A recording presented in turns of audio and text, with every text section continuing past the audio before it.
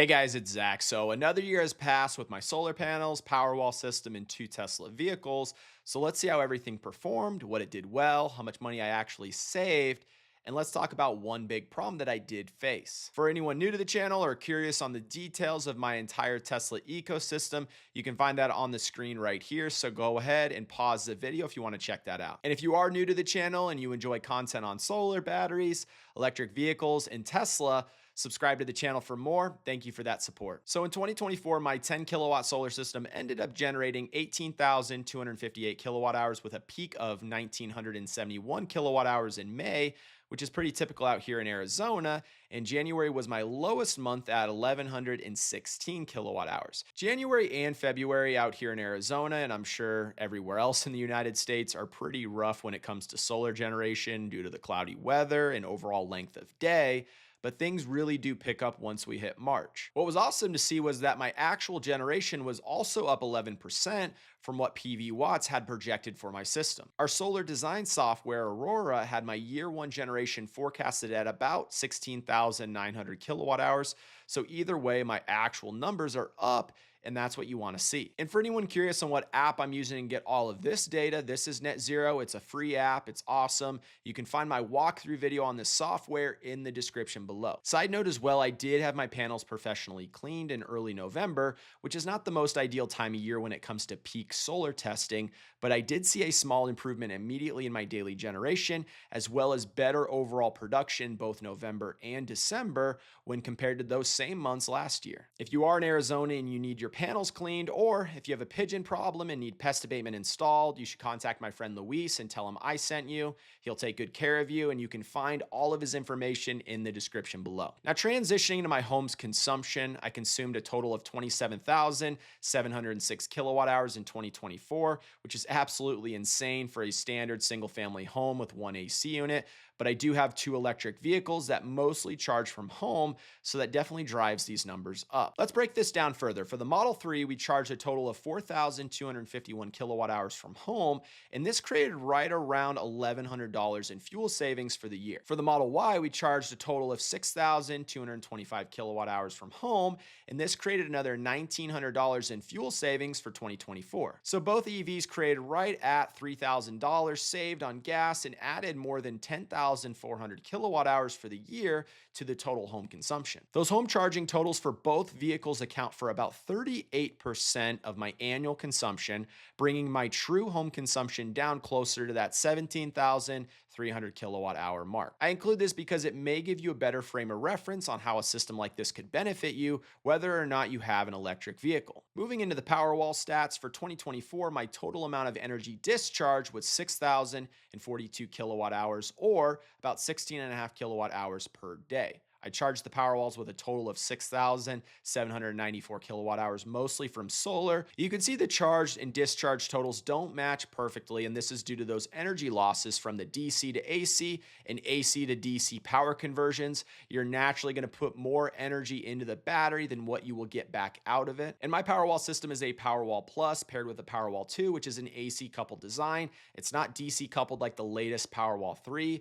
Tesla rates the round trip efficiency on my system at 90% under perfect conditions, so getting 89% in real world conditions is really in line with my expectations. If you want to learn more about the difference between AC coupled and DC coupled batteries, check out the video I created on this topic. You can also find this in the description below. Since I don't have a true time of use rate plan, I will always operate out of self-powered mode. However, I don't charge my EVs from my Powerwalls directly in most situations. I set an automation in Netzero to preserve my Powerwall state of charge, and I'll charge my vehicles from the grid. Then once I'm done charging, I will use my Powerwalls throughout the evening and the next day if needed for general home use. Last thing to note, I am about 2 years in at this point with my two Powerwall system, and according to my system's diagnostics, I've had zero battery degradation and still show a full pack at 27.123 kilowatt hours. So that's definitely encouraging to see. So let's talk about my existing grid usage and utility bills. Now, My utility here is pretty simple. They're pretty boring. They charge about 15 to 16 cents per kilowatt hour out the door,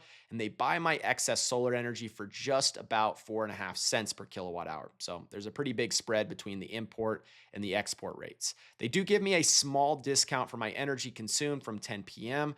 to 5 a.m. for EV charging, but that is capped at 400 kilowatt hours per month, and it ends up being about $21 in bill credit. Other than that, there's no time of use rate plan. There's no game to play when it comes to rate management or anything like that. So, like I mentioned, I usually just stay in self powered mode and I keep a backup reserve of 10 to 20% throughout the year. Even with my solar setup and my two power walls, I still had a high grid dependence due to those electric vehicles, and I used 13,657 kilowatt hours from the utility company. I still exported 3,457 kilowatt hours for the year, but remember, my utility only pays me about 4 cents per kilowatt hour, so that's worth a whopping $150. Here's what is cool: of my 18,000 plus kilowatt hours generated this year, 80% was self-consumed, meaning that energy was directly consumed by my home, my cars, or it was stored in my power walls for later use. And this is what you want when you have a utility that pays you less for your export than what they charge you for their import. You want that self-consumed percentage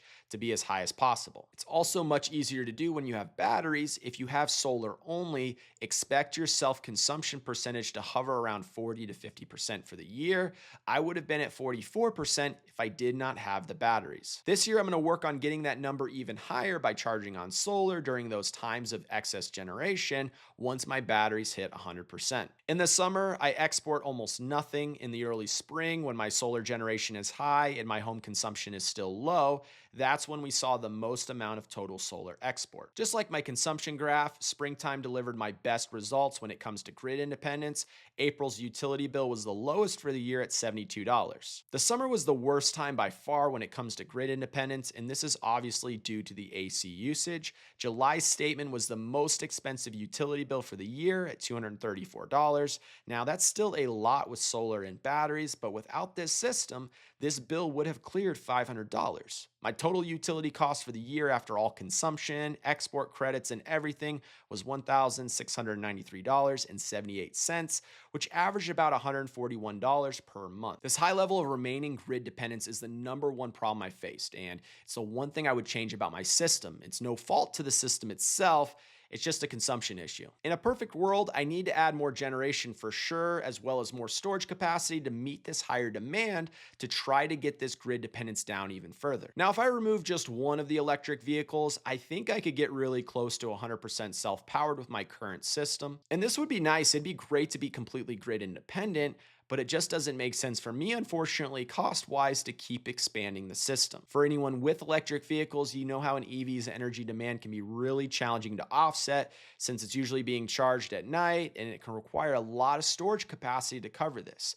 You can get creative with charge on solar and other things, but that can start to complicate things depending on your lifestyle flexibility. Also, if you are enjoying this video and you find any of this content helpful, do me a huge favor and drop a like on the video. I know it's annoying, but I really do appreciate it. Now let's talk about savings as we dive into our impact section on the Tesla app. My splits for the year are 29% solar, 21% Powerwall, and still 50% grid. But even with that, based on my rate plan, I saved nearly $2,400 for the year, or just under $200 per month. I know for you California guys, this is probably what you will save during a couple of months in the summer alone, but I'm still satisfied with the results given the cost point and rate plan of my specific utility. When you throw in the fuel savings from the Model 3 and the Model Y, my Tesla ecosystem accounted for about $5,400 in total savings for 2024. If there is an environmental benefit to all this, then great, but to me, it's really just about the tech and being on the early adopter side of innovation.